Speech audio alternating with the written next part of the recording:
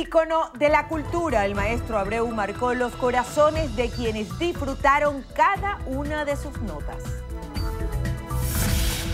No pudieron entrar. Diputada Delsa Solórzano informó que Unión Parlamentaria prohibió acceso a la delegación constituyente. Venezuela a la vanguardia. Elvis Amoroso celebró resolución del Consejo de Derechos Humanos de la ONU. Insisten en salida negociada. Hiram Gaviria se reunió con secretario del Estado del Vaticano para hablar sobre Venezuela. Movilización de temporadistas, más de 400 unidades habilitadas en el terminal de La Bandera. Se enfrenta a la justicia. Expresidente de Cataluña, Carles Puigdemont, comparecerá ante juez alemán tras haber sido detenido. Sigue encendido. Miguel Cabrera despachó su tercer cuadrangular en los entrenamientos primaverales. Polémica. Presidente de la Academia de las Artes y Ciencias Cinematográficas de Hollywood rechazó acusaciones de acoso en su contra.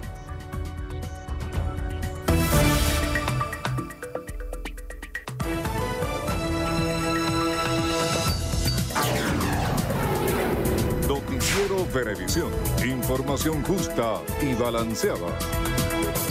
Hola, ¿qué tal amigos? Bienvenidos a la emisión meridiana de su noticiero Venevisión. Hoy tenemos el gusto de acompañarles Milagro Zambrano y Ángel López en la narración de las noticias más destacadas que comienzan ahora. Durante su gira internacional, el ministro de Comunicación e Información, Jorge Rodríguez, aseguró que encuestadoras venezolanas reflejan que más del 72% de los venezolanos respaldan las venideras elecciones presidenciales. Rodríguez acotó que los próximos comicios son sumamente competitivos y transparentes debido a la realización de 16 auditorías que cuentan con la participación de partidos políticos antes del evento electoral. Consideró que sí hay suficientes representaciones opositoras para llevar a cabo el proceso e incluso aseguró que el candidato Henry Falcón va a asumir el liderazgo completo de la oposición después de las elecciones del 20 de mayo. Asimismo, manifestó que en Venezuela se están resolviendo las dificultades económicas a pesar de la presión impuesta por el gobierno de Estados Unidos. El presidente de la Asamblea Nacional, Omar Barbosa, manifestó que todavía tiene esperanzas de que el primer mandatario nacional, Nicolás Maduro, suspenda las elecciones presidenciales y las convoque para el mes de diciembre. Todavía no he renunciado a la esperanza de que el gobierno rectifique, que suspenda esa elección. Esa elección va a profundizar la crisis si se produce como la tienen planificado ellos. Que la convoque cuando debe convocarla. Debería ser en diciembre de este año la elección realmente. Que nos dediquemos a ver cómo sacamos este país adelante. Si hay un cambio en la fecha y hay condiciones, nosotros participamos. Si hay condiciones que hagan competitivas las elecciones, nosotros queremos participar. El parlamentario pidió a Henry Falcón retirar su candidatura presidencial. Pero él corre el riesgo de que si participa definitivamente en este proceso, pueda ser visto como responsable de que se reelija en contra de la opinión de la mayoría de los venezolanos al presidente Maduro, que es la causa de la crisis, y a él se le puede asignar parte de esa responsabilidad. Yo simplemente le pido, con respeto, que reflexione, porque estoy seguro que él no quiere hacerse cómplice de un fraude electoral. Destacó no ser abstencionista, sin embargo indicó que no se puede participar en unos comicios que considera un simulacro electoral. Somos participacionistas, somos demócratas, creemos en el voto. Lo que no creemos es un simulacro electoral. Nosotros queremos elecciones libres y luchamos por unas elecciones libres porque creemos que el destino de Venezuela se resuelva por la vía pacífica, por la vía electoral. El vicepresidente de la Asamblea Nacional Constituyente, Elvis Amoroso, celebró lo que considera un triunfo de la Revolución Bolivariana tras los resultados del Consejo de Derechos Humanos celebrado en Ginebra, donde la mayoría de los países votaron a favor del cese del hostigamiento que a su juicio impone Estados Unidos contra la nación. Amoroso informó que dicha resolución será objeto de discusión en la plenaria de las Naciones Unidas. Exhortar a todos los estados a que dejen de adoptar, mantener o aplicar medidas coercitivas, unilaterales, contrarias al derecho internacional, al desarrollo internacional humanitario, a la Carta de las Naciones Unidas y a las normas y principios que regulan las relaciones pacíficas entre los estados. Aseveró que Venezuela es vanguardia en la intención de llevar al mundo las garantías constitucionales. El parlamentario de la oposición venezolana está aquí en la Unión Interparlamentaria Mundial con una finalidad de que se impida que lleguen los medicamentos a nuestra patria, destruir nuestra economía, prohibir pues que lleguen los alimentos, agrediendo constantemente al pueblo venezolano. Y gracias pues a nuestro parlamentario George Abur, que llevó la voz de nosotros, de esta delegación en esta instancia internacional, impidió de que esas propuestas de la oposición venezolana tuvieran éxito. Y Venezuela nuevamente triunfa. La diputada de la Asamblea Nacional, Delsa Solórzano, informó que la Unión Interparlamentaria solo permitió el acceso a la delegación enviada por la Asamblea Nacional de Venezuela a las sesiones que se celebran en Ginebra, Suiza.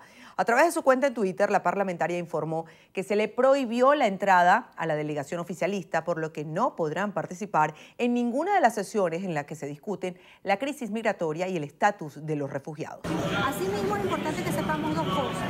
La primera, se ha exigido al gobierno de Venezuela que libere los recursos que le pertenecen a la Asamblea Nacional. Y la segunda es que, en efecto, este foro que está dedicado al tema migratorio, casi todas las delegaciones han hecho mención a la grave crisis que hoy vivimos en Venezuela. Estos son sus diputados de la Asamblea Nacional representándolos en Ginebra. Además de Solórzano, la delegación de la Asamblea Nacional está integrada por los diputados Tomás Guanipa y José Gregorio Correa.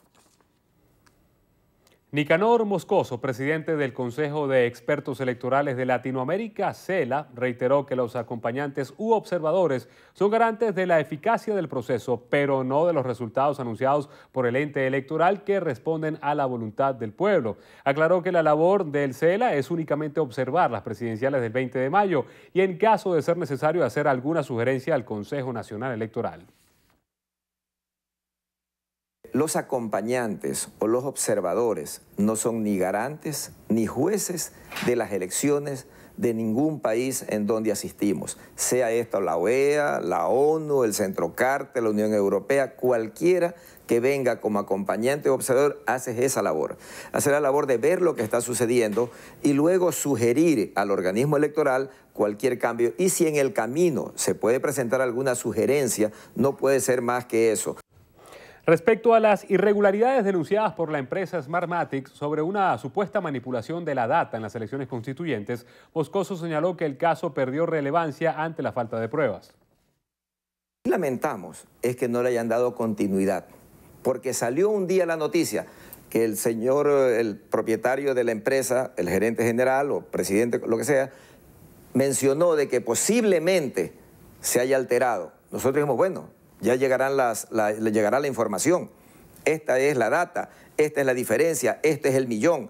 Aquí debía haber 3 millones y hay 4. Acá debía haber 500.000 y hay 800.000. O sea, alguna forma, pero nunca más se supo de eso. Sostuvo que el CELA lamenta que varios sectores de oposición apuesten por el abstencionismo, pero aseguró que se trata de una estrategia política del sector. Reiteró que los cambios deben darse por la vía electoral. Irán Gaviria, presidenta del Partido Puente, se reunió con el secretario de Estado del Vaticano, el cardenal Pietro Parolin, para intercambiar impresiones sobre la situación de Venezuela. En el encuentro, Gaviria le manifestó que hoy más que nunca está en vigente lo planteado por el cardenal Parolin en su carta del 1 de diciembre de 2016, en la que pedía ayuda en la provisión de alimentos y medicinas para los venezolanos, cronograma electoral y reconocimiento de la Asamblea Nacional. Ambos coincidieron en la necesidad de continuar haciendo esfuerzos por una salida pacífica y negociada a la crisis venezolana. La intensa sequía que ha afectado durante los últimos meses del año al suroccidente de Venezuela ha ocasionado una sustancial baja en el nivel de agua de los embalses que alimentan las plantas de generación hidroeléctrica. El siguiente es el primero de una serie de reportajes que realizó nuestro enviado especial Rafael Aníbal Camacho, donde veremos los efectos del cambio climático en esta región del país. Peña Larga, central hidroeléctrica que se encuentra enclavada en el embalse La Coromoto, en el estado Portuguesa. Es una instalación de doble propósito porque no solamente funciona para la generación de energía, sino también para el suministro de agua potable al sur de la entidad y a su capital, Guanare. Esta ha sido una de las zonas más golpeadas por la intensa sequía de estos primeros meses del año. Y como lo explicó en exclusiva para Noticiero Venevisión, el ministro de Energía Eléctrica, Luis Mota Domínguez, Portuguesa debe aportar una cantidad determinada de megavatios al plan de administración de carga, debido al bajo nivel de agua de los embalses que surten a las hidroeléctricas de la región. Portuguesa se ve más afectado desde el punto de vista de agua potable más que de luz. ¿Por qué? Porque nosotros podríamos, a través de termoeléctricas que estamos implementando ahorita en Barinas, como es Termobarrancas, que es de PDVSA, es Santa Inés, que es de PDVSA, estamos ahorita en Guanapa, que también es de PDVSA, todo lo que es la parte terma la tenemos en PDVSA, a apoyar a Portuguesa. Por ejemplo, Portuguesa tiene un circuito llamado Boconoito, pero es administrado desde Barinas y lo afecta porque hay un plan de administración de carga.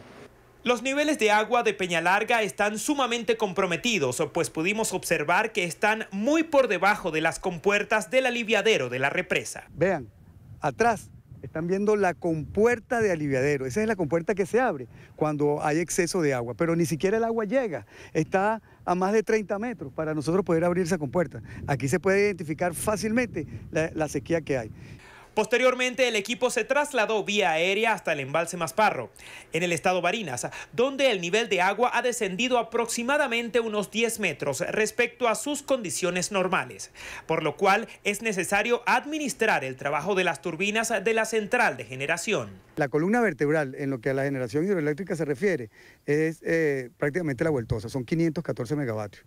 Al no estar generando la vueltosa, porque ya los niveles de agua están en su nivel más bajo, a nivel de turbina, nosotros tenemos que compensar. ¿Cómo compensamos? Con Masparro, Peñalarga, Planta Paez.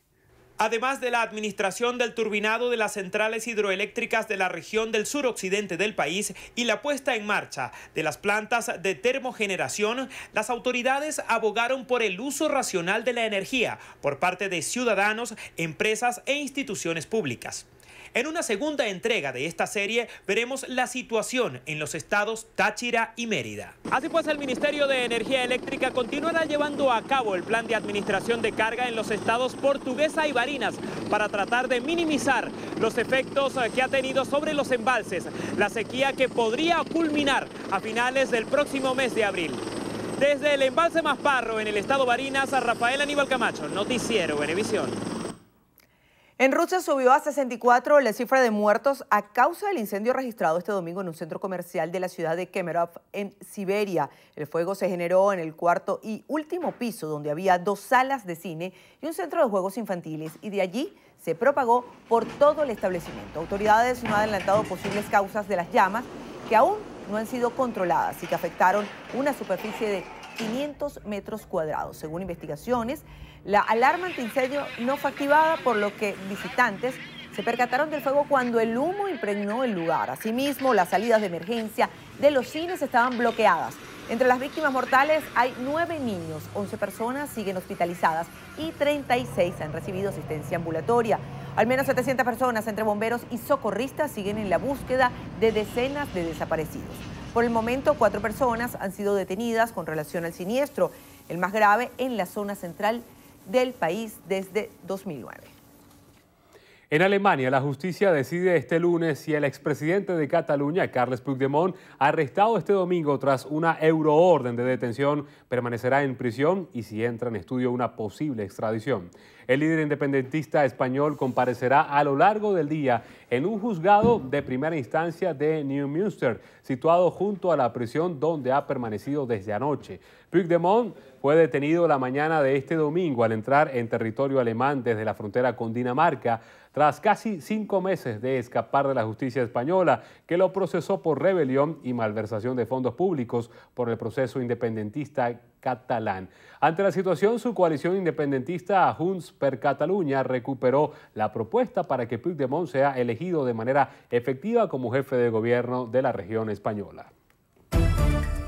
Amigos, momento de hacer nuestra primera pausa. Al regreso. Condena internacional. 15 países expulsan a diplomáticos rusos tras envenenamiento de un exespía y su hija. Los detalles se los contamos en breve, no se retiren, ya venimos con más de su Noticiero Venevisión.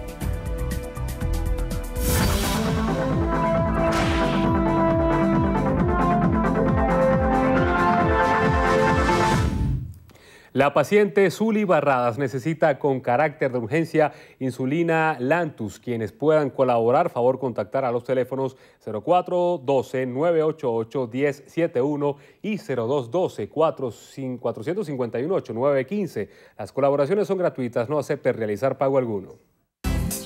Un aporte más de Noticiero Venevisión por Venezuela.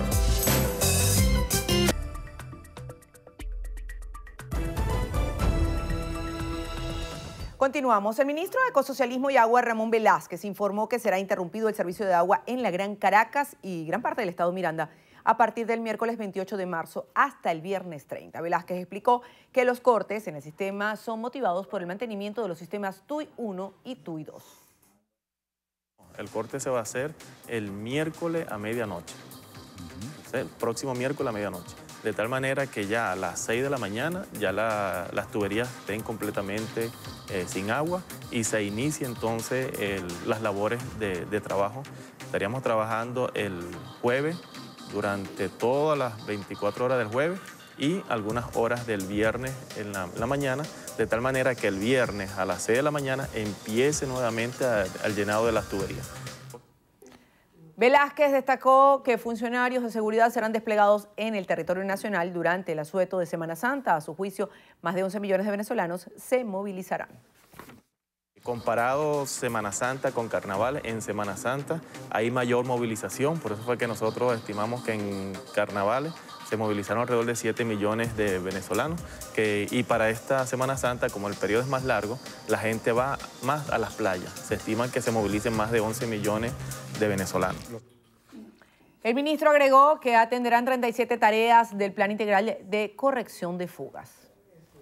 La rectora de la Universidad Central de Venezuela, Cecilia García Arocha, aseguró que la deserción estudiantil se ha incrementado de 5 a 29,1%. Arocha manifestó esto se debe a la crisis económica, los niveles de inseguridad, la falta de oportunidades y de un salario digno. Enfatizó que Venezuela no cuenta con la misma representación estudiantil, pues los alumnos están apostillando sus notas a mitad de carrera universitaria para irse a otros países.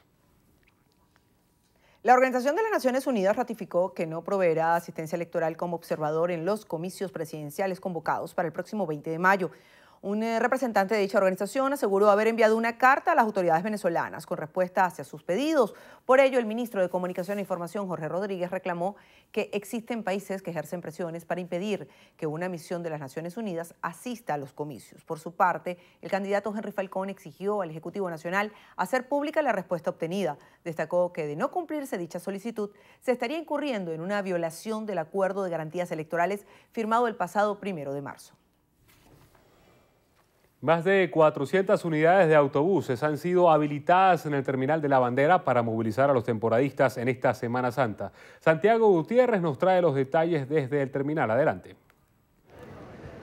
Hola, muchísimas gracias. Tomando en cuenta el número de unidades multiplicada por 50 o 52, que es la capacidad de cada una, podíamos establecer más o menos la cifra de personas que se han movilizado en las últimas horas por este terminal de La Bandera hacia regiones del occidente del país. Hasta este momento tenemos la información de que Bocorón, Maracaibo, Mérida y Barquisimeto son los destinos más solicitados por miles de viajeros, quienes junto con sus familias han decidido pasar estos días de la Semana Mayor en distintas regiones del interior del país. Vamos a escuchar la opinión de ellos y ver qué ha pasado en las últimas horas en cuanto a la obtención de boletos y al mismo tiempo en la facilidad o no para incorporarse a las unidades. A través de las 6 de la mañana aquí.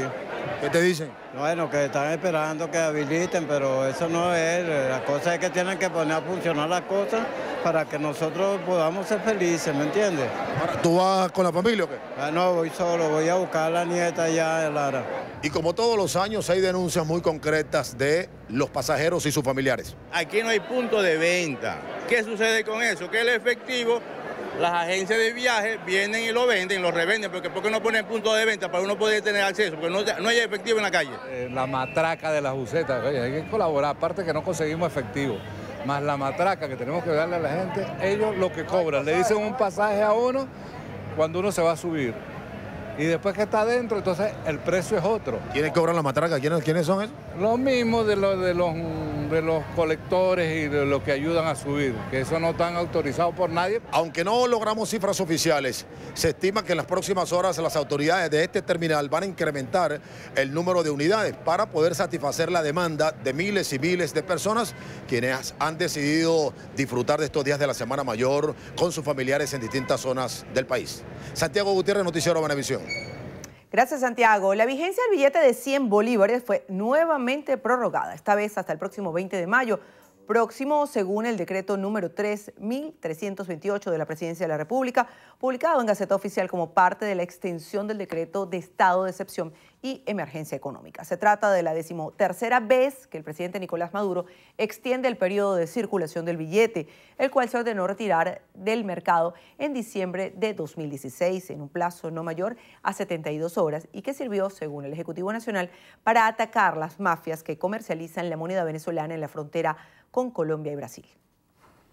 El director nacional de Protección Civil, Randy Rodríguez, informó que 12.155 funcionarios de esa institución están activados en todo el territorio nacional para el operativo de Semana Santa 2018. Señaló que la Dirección Nacional de Protección Civil y Administración de Desastres realizó una supervisión en el kilómetro 0 de la autopista regional del centro, donde está instalado el tren de alarma integral que cubre el eje Tazón-La Cabrera. Un adolescente de 15 años de edad murió tras ser herido de bala cerca de las inmediaciones del Liceo Francisco Isnardi de Petare, donde se registró un tiroteo. Diana Martínez, desde la morgue de Bellomonte, con la información. Buenas tardes, Diana. Muy buenas tardes, gracias por el contacto. El hecho ocurrió en las inmediaciones del Liceo Francisco Isnardi de la parroquia La Dolorita. A la hora de la salida de este plantel, 2 pistoleros atacaron a un grupo de adolescentes, hiriendo a varios de estos. En particular, un muchacho de 15 años que recibió un disparo en el abdomen, sufrió daño intestinal y fue intervenido. Murió de un paro respiratorio. Cercanos señalan que se trató de un tema de bandas y territorialidad. Lo que sucede ahí. Lo que sucede es que hay un problema entre bandas, que ellos ellos no creen que en su sector las personas donde uno vive se trasladen hacia allá, pero la secundaria, que es el liceo donde estudian los muchachos, ellos tienen que bajar hacia allá. Ellos habían dicho que nadie podía bajar hacia allá y todo eso, pues. Y nada, los muchachos tenían que estudiar y bajaron. Familiares exigen al Cuerpo de Investigaciones Científicas Penales y Criminalísticas que realice la investigación pertinente a este caso, a fin de evitar otra tragedia que involucre a adolescentes de este plantel. Con esta información retornamos el contacto a los estudios. Gracias, Diana. En otro tema, este domingo 25 de marzo la ciudad de Valencia fue escenario de hechos trascendentales y cuna del desarrollo y de las artes. Cumplió sus 463 años de fundación. Nuestro compañero Randolfo Blanco nos trae el siguiente reporte. Valencia ha sido el epicentro de grandes acontecimientos. Además de ser el escenario de la batalla que selló la independencia de Venezuela, fue la capital del país en 3 ocasiones. Pero además se ha caracterizado por ser la cuna de la cultura, en donde han nacido gran parte de los pintores y artistas plásticos más importantes de Venezuela y la capital de la industria nacional. Nuestro Consejo Municipal tuvo el ojo suficiente, un hombre como Luis Núñez Pérez, Luis Taborda, etcétera, para ir a las grandes empresas norteamericanas para que se asentaran aquí en Valencia, hicieran la zona industrial. La Gran Valencia ciudad está conformada por 5 municipios en donde han convergido en varias épocas diferentes razas y culturas que han llegado a estas tierras con el desarrollo como principal interés común. En Valencia, el valenciano es hospitalario. Aquí convergen muchas razas, nacionalidades. Y aquí son acogidos pues, como valencianos. Como un regalo en el marco de los 463 años, el alcalde Alejandro Marbés declaró este domingo el casco central de Valencia como patrimonio cultural del municipio. Nosotros con este decreto vamos a resguardar, por supuesto, parte de la historia del acervo histórico que tiene nuestra ciudad, nuestro centro histórico.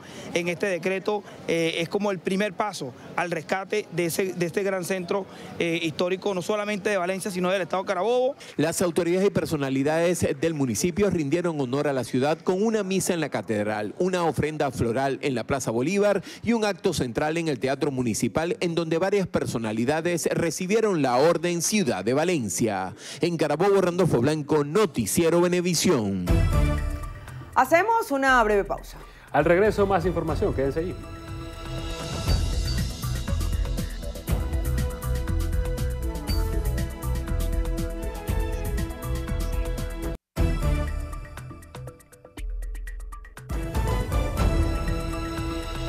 De vuelta con más información. Estados Unidos y 14 países de la Unión Europea ordenaron la expulsión de funcionarios rusos en respuesta al envenenamiento con un agente químico del ex espía Sergei Skripal y su hija en Reino Unido el pasado 4 de marzo. En el caso de Washington, la medida contempla la salida de 60 diplomáticos, entre ellos 12 miembros de la misión rusa ante las Naciones Unidas, y el cierre del consulado ruso en la ciudad de Seattle. En el caso europeo, Alemania, Francia, Italia, Ucrania, Dinamarca, República Checa y Polonia son algunas de las naciones que han decidido sumarse a Reino Unido, que la semana pasada expulsó de su territorio a 23 diplomáticos ante la certeza de que el Kremlin estaría detrás del ataque. Según el presidente del Consejo Europeo, Donald Tusk, no se excluyen medidas adicionales, incluidas más expulsiones en los próximos días o semanas.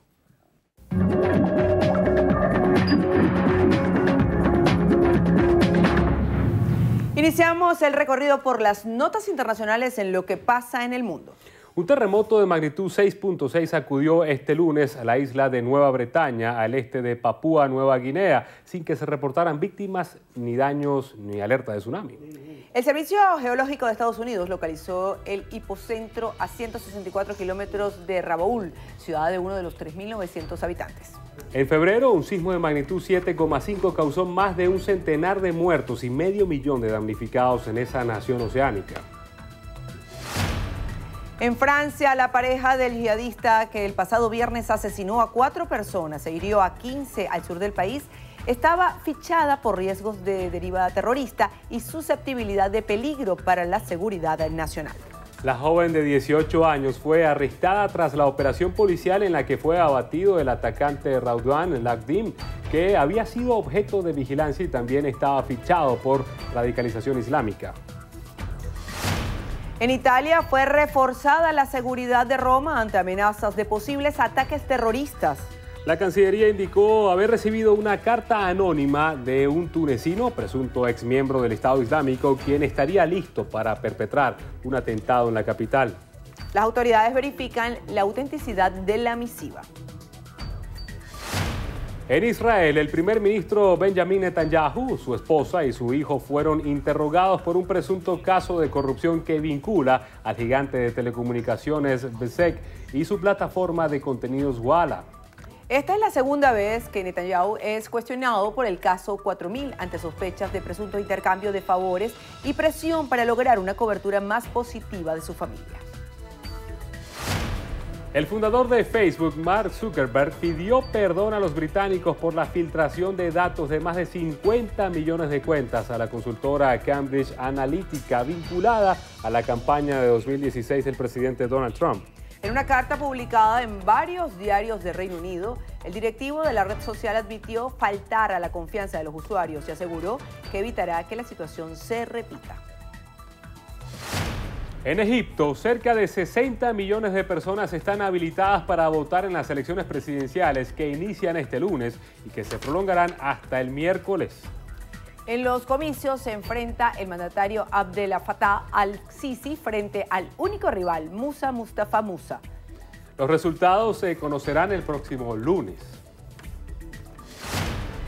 En Holanda, el presidente de Bolivia, Evo Morales, señaló que su país ha acudido a la Corte Internacional de Justicia de La Haya para atender puentes de entendimiento con Chile y aseguró que el retorno de su país al mar es inevitable. Así lo indicó el mandatario en las escalinatas del Alto Tribunal de la ONU, que deberá decidir si obliga a Chile a negociar con Bolivia su eventual acceso al Pacífico.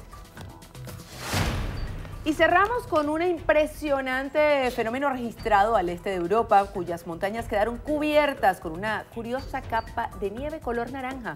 La situación se produjo tras una tormenta en el desierto del Sahara que arrastró la arena por miles de kilómetros hasta Ucrania, Rusia, Bulgaria y Rumania. El evento se produce cada 5 años, aunque el de este año se caracterizó por su intensidad.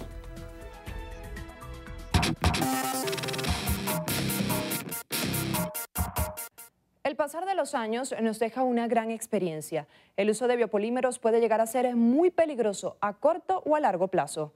Muchos han sido los casos de mujeres y hombres víctimas de personas ambiciosas que anteponen el dinero a la salud y a la ética profesional. Una de esas víctimas fue Astrid de la Rosa, quien decidió formar parte de la fundación Dile No a los Biopolímeros en medio de su dolencia. Me inyecté las caderas. Desde allí al año comencé a presentar la sintomatología.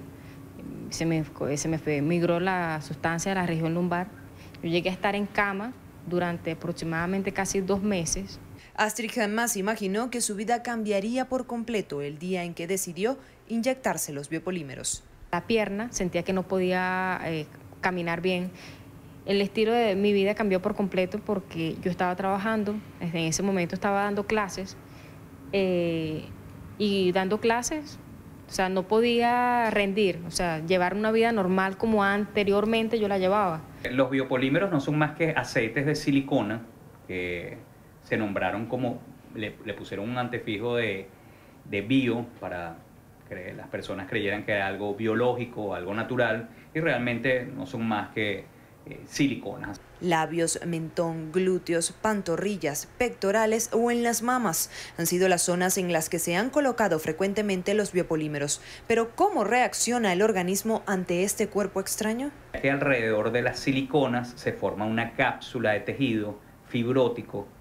Hay un proceso inflamatorio y esto es lo que vamos a atacar desde el punto de vista médico, y hay ciertos procedimientos médicos que se pueden utilizar. Cuando el proceso es severo, el paciente debe ir al cirujano. Hay cirujanos expertos en nuestro país que se han abocado al tratamiento de los biopolímeros. Casi siempre hay que extraerlos.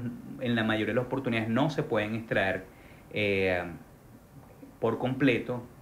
Los síntomas principales son enrojecimiento, inflamación y fuerte dolor. Pero ¿por qué unas personas reaccionan al momento y otras no? Depende de muchos factores. Según el inmunólogo Josely Torres, influye qué tan profundo fueron colocados, el tipo de material y el sistema inmunológico de cada paciente. Hemos tenido pacientes que han tenido hasta 23 años después que se han colocado los biopolímeros y han tenido reacción a la larga. ¿Qué pasa? Que puede ser que sean reacciones locales, reacciones leves, que realmente no ameritan mucha intervención, pero que siempre van a tener que tener alguito de intervención, alguito del tratamiento médico, porque lamentablemente pues, es un cuerpo extraño que está allí. Si usted ya tiene biopolímeros en su cuerpo y no presenta ningún síntoma, es importante cuidar la zona. Evite cualquier tipo de inyección en el área. Ejercicios de alto impacto, tratamientos estéticos con calor y si va a la playa no exponer la zona directamente al sol. Los traumatismos son lo más peligroso, evite golpearse, pues la migración de los biopolímeros, sobre todo a la región lumbar, son indicativos quirúrgicos según el especialista. En los que hay migración a zonas bien complicadas, por ejemplo, zonas renales, al periné, que eso incluso afecta la calidad de vida del paciente, porque el paciente le duele todo, pues, y no puede tener incluso intimidad ni nada de este tipo de cosas porque tienen inflamada toda la zona genital, sobre todo cuando es en glúteos, por supuesto. Hemos tenido algunos casos, reportes de casos de pacientes que tienen síntomas muy parecidos al lupus, hacen un lupus-like, ojo, no estoy diciendo que produzca lupus, pero hacen síntomas parecidos a los del lupus. Hay algunos pacientes que se infectan y que lamentablemente han tenido necrosis, es decir, una ruptura de los tejidos y de todas las estructuras anatómicas en la zona donde se colocaron, sobre todo en glúteos, porque es donde se coloca más cantidad. ¿Okay?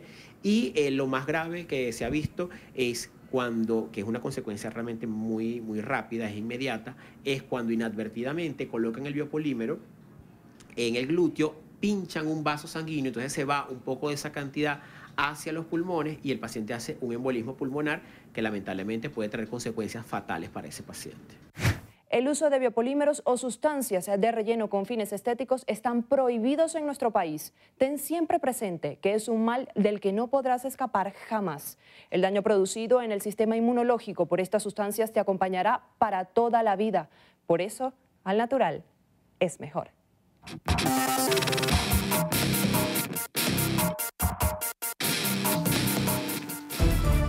Hacemos una nueva pausa. Al regreso venimos con más información, no se aparten, ya volvemos.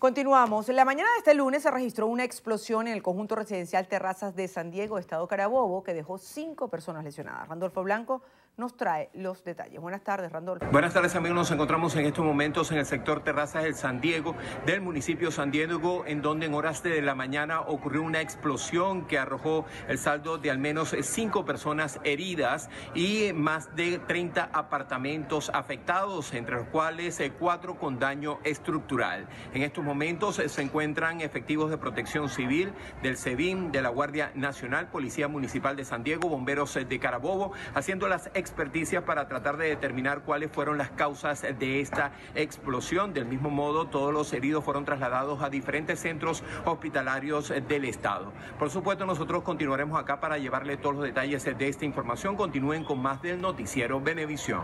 Gracias, Randolfo. Con más noticias, la dirigencia del Partido Socialista Movimiento Electoral del Pueblo rechaza que el nuevo presidente encargado de Perú, Martín Vizcarra, ratifique la prohibición de participación del primer mandatario nacional, Nicolás Maduro, en la Cumbre de las Américas el próximo 13 y 14 de abril en Lima. Diana Vázquez nos tiene el reporte. Adelante, Diana. Gracias, buenas tardes para ustedes y para quienes nos sintonizan a esta hora. Efectivamente, el presidente del Movimiento Electoral del Pueblo sostiene que la decisión del jefe de Estado de Perú obedece a órdenes de Estados Unidos por alterar la democracia venezolana y pretender derrocar al gobierno del presidente Nicolás Maduro. Que eso no es una decisión autónoma del gobierno de Perú. Nosotros sabemos que esto es una línea directa que recibe el presidente o el gobierno peruano del Departamento de Estado de los Estados Unidos. Por lo tanto, que Kuczynski no se encuentre y que el nuevo presidente haya ratificado la medida, no nos extraña en lo absoluto. Sobre las medidas económicas, el presidente del MEC considera que la reconversión monetaria debe ir acompañado de un control de cierre de la frontera colombo-venezolana para evitar la extracción de productos de primera necesidad subsidiados por el Estado venezolano, así como también el contrabando de gasolina y el tráfico de papel moneda. Esto evidentemente ocurre en acuerdos con la vista complaciente de funcionarios del gobierno nacional. Esto es traición a la patria.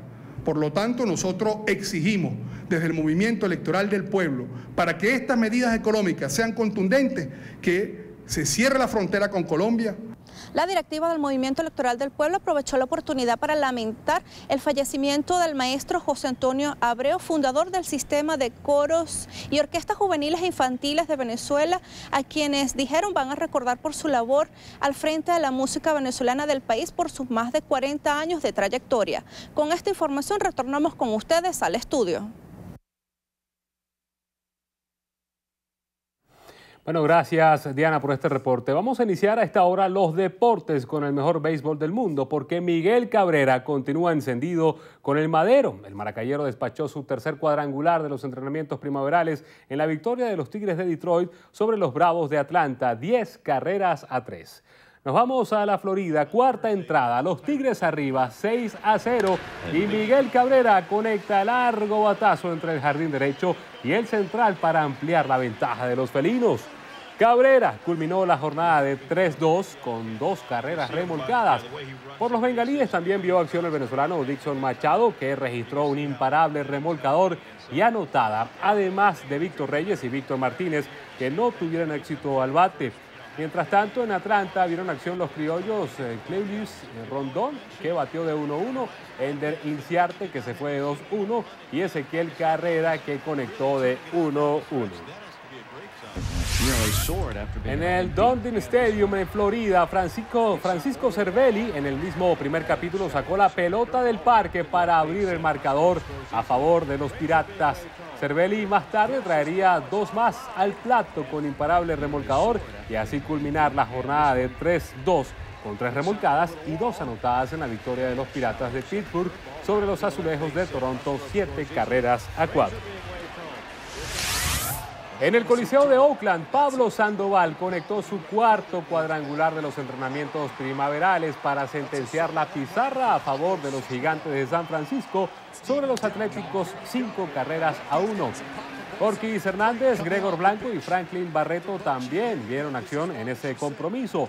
Hernández batió de 4-1 con anotada, Gregor se fue de 3-1 y Barreto no tuvo éxito con el madero.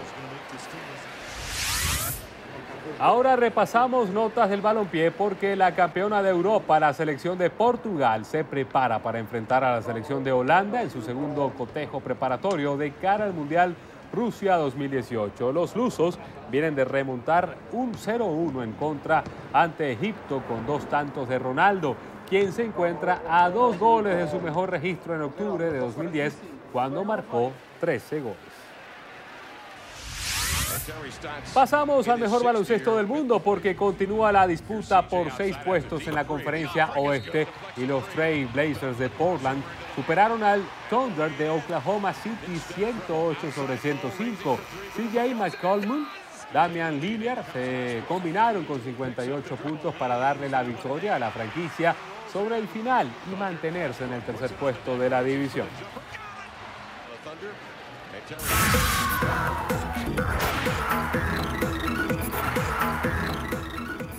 Amigos, en las noticias del espectáculo les contamos que el director de los Oscar negó las acusaciones en su contra sobre un supuesto abuso sexual. John Bailey, presidente de la Academia de las Artes y las Ciencias Cinematográficas de Hollywood, dirigió una carta al personal a su cargo para negar las 3 alegaciones de acoso sexual de la que fue acusado este mes. Aclaró que no se había pronunciado antes porque quería permitir que el proceso de investigación de la Academia se desarrollara y explicó que la decisión de hablar ahora se debe a los informes de los medios que describen las quejas y son falsos y solo han servido para empañar su carrera de 50 años. Bailey reiteró su preocupación por los problemas de las mujeres y manifestó su apoyo a la igualdad de trato y acceso para todas las personas que trabajan en la industria. Enfatizó que está comprometido con los Oscar.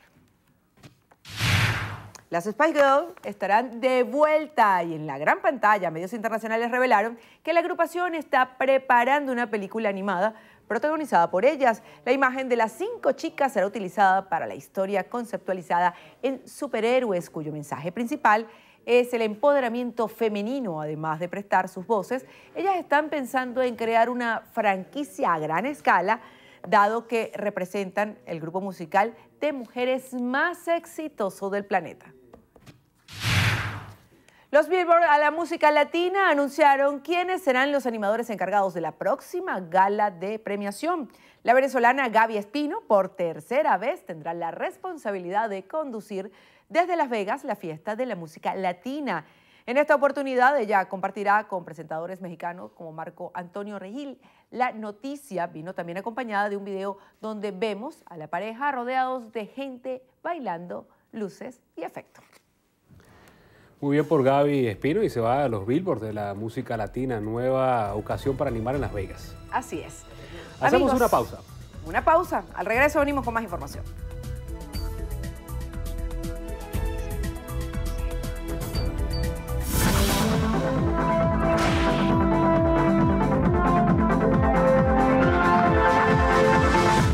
Paciente necesita con carácter de urgencia cefotaximina en ampollas y los medicamentos que aparecen en pantalla. Quienes puedan colaborar, favor contactar al teléfono 0414-126-6552. Las colaboraciones son gratuitas, no acepte realizar pago alguno. Un aporte más de Noticiero Venevisión por Venezuela.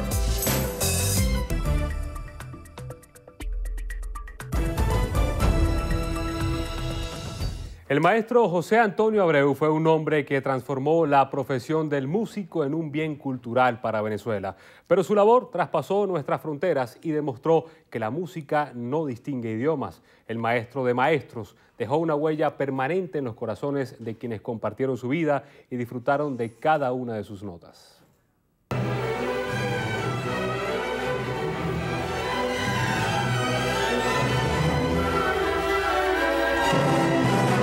Falleció el maestro de maestros José Antonio Abreu, precursor y fundador del Sistema Nacional de Orquestas de Venezuela. Nació en Valera, Estado Trujillo, el 7 de mayo de 1939. Obtuvo un título en PhD en Economía Petrolera. Fue compositor y organista.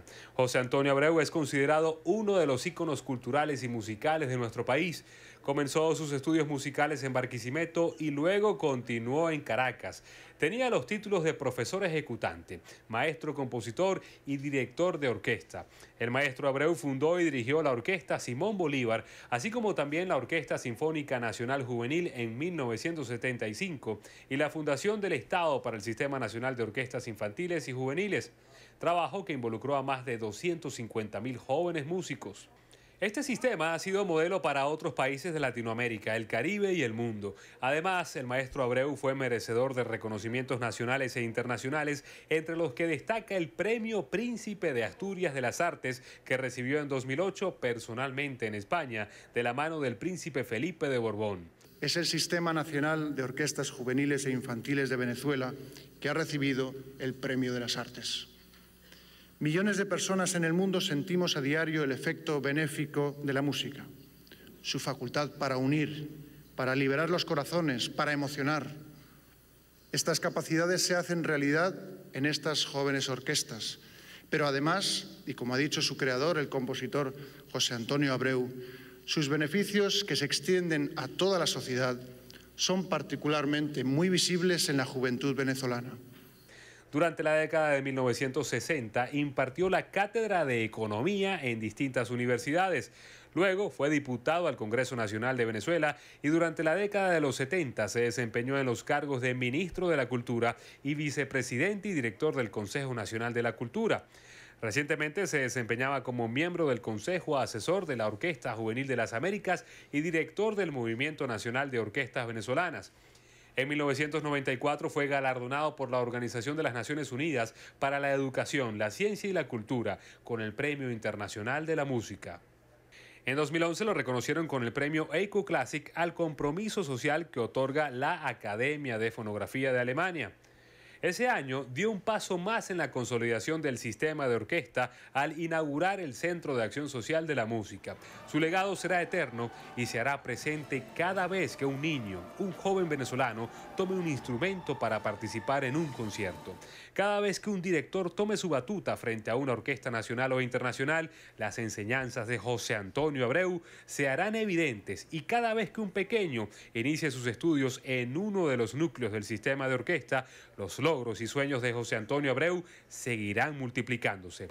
Cuando un niño o una niña, agobiados por la pobreza material, toma en sus manos un instrumento musical bajo la dirección de un maestro, a partir de ese momento, ese niño, esa niña, han sido definitivamente incluidos en la sociedad para ser conducidos a través del escalafón del Sistema Nacional de Orquestas y Coros Juveniles e Infantiles a la auténtica profesionalización artística, a su plena dignificación espiritual y ciudadana.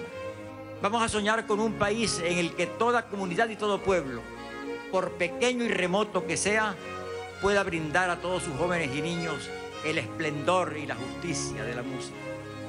Porque en la enseña airosa de sus violines y de sus trompetas, de sus flautas, de sus arpas y tambores, el país escucha, ahora y por siempre, un himno maravilloso de fe, de entrega y de esperanza.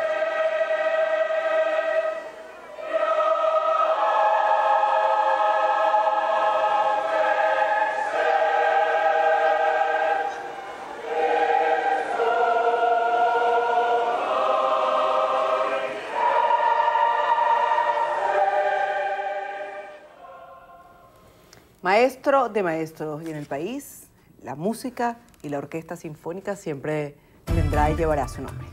Gratitud, maestro. Hasta aquí la presente emisión de Noticiero Venevisión. Recuerden, Noticiero Venevisión, Canal 4 reporta. Ustedes deciden. A todos, muy buenas tardes.